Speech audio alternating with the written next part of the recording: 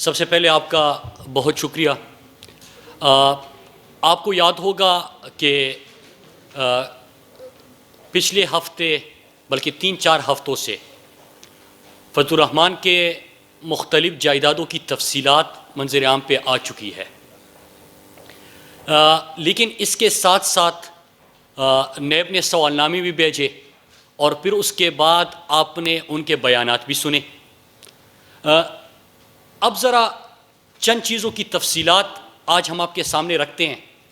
سب سے پہلے تو جو 3-4 چیزیں جائیدادوں کے علاوہ سامنے آئی، وہ جو بھی مفتی محمود صاحب کو جانتے ہیں ان کا بڑا عزت احترام، اور ہم سب کے دلوں میں ان کا بڑا عزت احترام ہے، اور ان کے چاہنے والے ان کے اوپر کیا گزر رہی ہوگی اور گزری ہوگی، جو حقائق سامنے آ گئے۔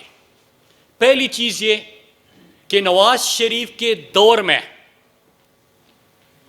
مولانا کی جماعت کا مولانا اجمل قادری اسرائیل جانے کا اعتراف کرتا ہے کہ وفد میں وہ بھی شامل تھا، اور اسرائیل سے تعلقات استوار کرنے کی کوشش بھی ہوتی ہے۔ دور کس کا؟ نواز شریف کا۔ جماعت کا اہم رہنما کس کا؟ فضل الرحمان کا۔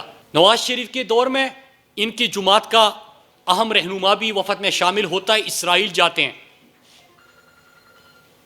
لیکن یہاں پہ پاکستان میں آپ کو یاد ہوگا کہ ہمیشہ سے یہودی لابی کی بات کرتے تھے، ہمیشہ سے اسرائیل اور انڈیا اور ان کی لابنگ کی بات کرتے تھے۔ پرائم منسٹر عمران خان آتے ہیں تو آپ کے سامنے ہے کہ فلسطین کا مقدمہ عمران خان کس انداز سے لڑتے ہیں۔ اقوام متحدہ جاتے ہیں، ایاک نعبد و ایاک نستعین سے گفتگو کا آغاز ہوتا ہے، مدینہ کی ریاست کی بات ہوتی ہے، پاکستان کو مدینہ کی ریاست پہ کی طرز پہ فلاحی ریاست بنانے کی کمٹمنٹ ہوتی ہے، کشمیر کا سفیر بنتے ہیں، اور ناموسی رسالت صلی اللہ علیہ وسلم کا پیغام دنیا تک پہنچاتے ہیں۔ ختم نبوت کے حوالے سے، ناموسی رسالت کے حوالے سے اربعہ مسلمانوں کی جو دل آزاری ہوتی ہے اظہار رائے کی آزادی کے نام پہ، اس کے اوپر عمران خان بات کرتے ہیں۔ عمران خان کی فلسطین کی بات کرنا، کشمیر کا مقدمہ لڑنا، اس کو انٹرنیشنلائز کرنا دنیا کی آنکھوں میں کھٹکتا ہے، اور حال ہی میں EU ڈس انفو لیب کی رپورٹ بھی آپ کے سامنے ہے کہ کس طرح دشمن اور عالمی طاقتیں سازش میں مصروف ہیں۔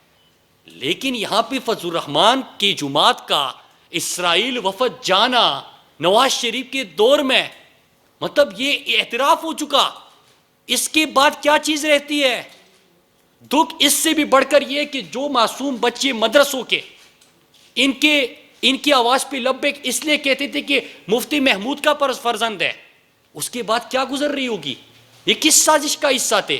دوسری چیز، ہمیشہ سے سنتے تھے کہ JUI نعرہ لگاتی تھی گو امریکہ گو، لیکن ویکی لیکس میں جو انکشاف ہوا کہ یہی فضل الرحمان امریکہ کے سفیر این پیٹرسن کو کہتا ہے کہ مجھے خدمت کا موقع دو، میں زرداری اور نواز شریف سے اچھی خدمت کروں گا۔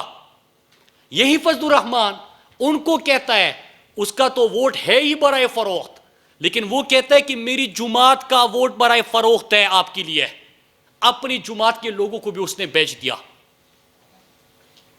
صرف یہ نہیں کہ نیٹو افغانستان میں جب جنگ ہو رہی تھی اور نیٹو کو سپلائی یہاں سے جا رہی تھی، تو نیٹو سپلائی کے دھندے میں بھی فضل الرحمان شامل رہے۔ کشمیر کی طرف آتے ہیں، ہمیشہ کشمیر کے وہ کشمیر کمیٹی کے چیئرمین رہے۔ کبھی آپ نے سنا کہ کشمیر کا کاس کو وہ کبھی آگے لے کے گئے، کبھی کشمیر کے اوپر بات کی، لیکن ایک کام ابھی کیا کہ جب پہلی دفعہ پاکستان کا وزیر اعظم ایسا لیڈر عمران خان کی صورت میں آیا کہ وہ نہ صرف اقوام متحدہ، ورلڈ اکنامک فورم اور تمام عالمی فورمز پہ کشمیر کا سفیر بنا۔ کشمیر جو 54 سال تک UN سیکیورٹی کونسل میں ڈسکس نہیں ہو رہا تھا، 54 سال بعد ایک سال کے اندر 3 دفعہ UN سیکیورٹی کونسل میں کشمیر کے اوپر بحث ہوتی ہے۔ کشمیر انٹرنیشنلائز ایشو بن جاتا ہے۔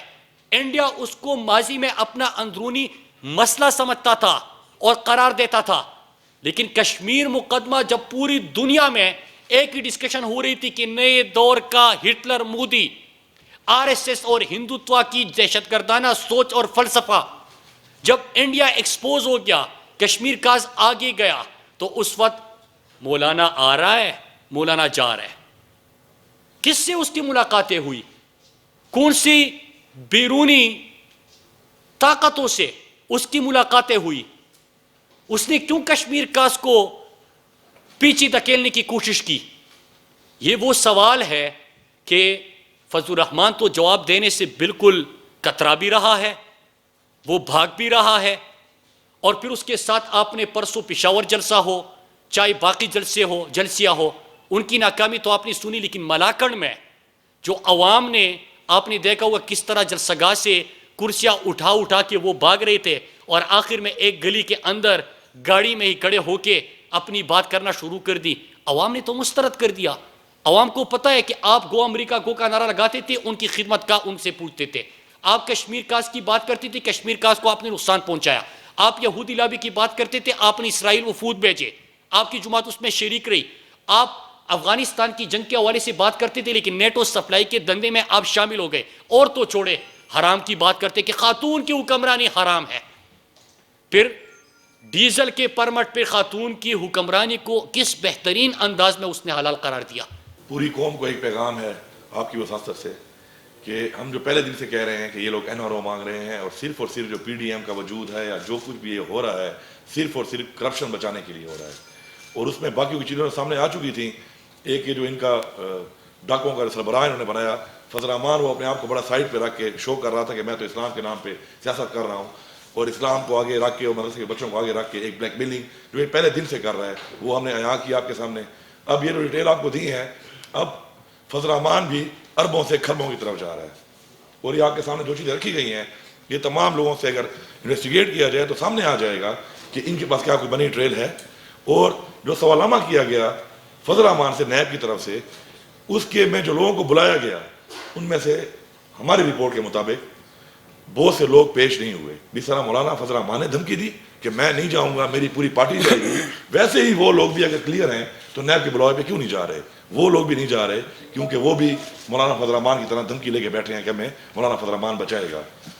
اب بات یہاں پہ ختم نہیں ہوتی، یہ بات آگے چلتی ہے کہ اب فرنٹ مینوں کے فرنٹ مین نکل رہے ہیں، اربوں روپے میں وہ جا چکے ہیں، اور یہ جو ابھی آپ کو برات صحیح صاحب نے آخر میں بتایا کہ بہت جلد انشاءاللہ گواہی کے ساتھ جن لوگ ساتھ نے انویسٹمنٹ کی ہے وہ پاکستانی ہیں، اور وہ اس بات پہ انشاءاللہ آئیں گے اور پوری قوم کو بتائیں گے کہ ان کا پیسہ تو جائز یا ناجائز اگر ہوگا وہ ثابت کریں گے، لیکن ساتھ یہ ناجائز پیسہ جو انہوں نے کمایا تھا قوم کا پیسہ لوٹ کر، وہ کتنی انویسٹمنٹ ہے قطر اور دبئی میں۔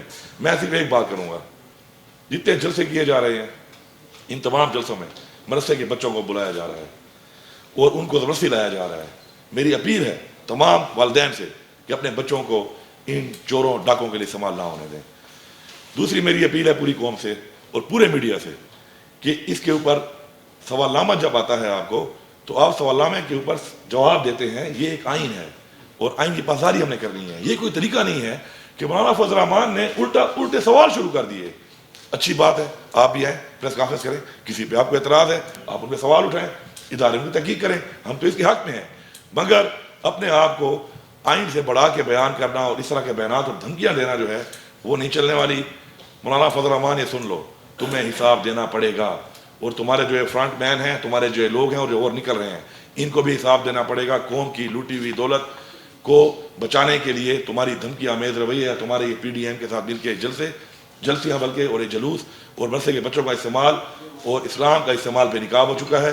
ہم انشاءاللہ اس کو بے نقاب بھی کریں گے، اور ساتھ ساتھ میں بتا دوں آپ کو کہ ہماری قانونی ماہرین بیٹھے ہیں، ہم عدالت میں بھی بہت سی چیزوں میں جانے لگے ہیں قریب، انشاءاللہ ادھر بھی اس کے خلاف ہم کیس لڑیں گے اور پوری قوم کو بتائیں گے کہ یہ جو پی ڈی ایم ہے، یہ جو پارٹیاں ہیں، یہ جو نام نہاد جو لیڈر بنے ہوئے تھے اب تک حکومتیں کر رہے تھے، انہوں نے اصل میں کیا کیا اور قوم کو کیا دکھایا۔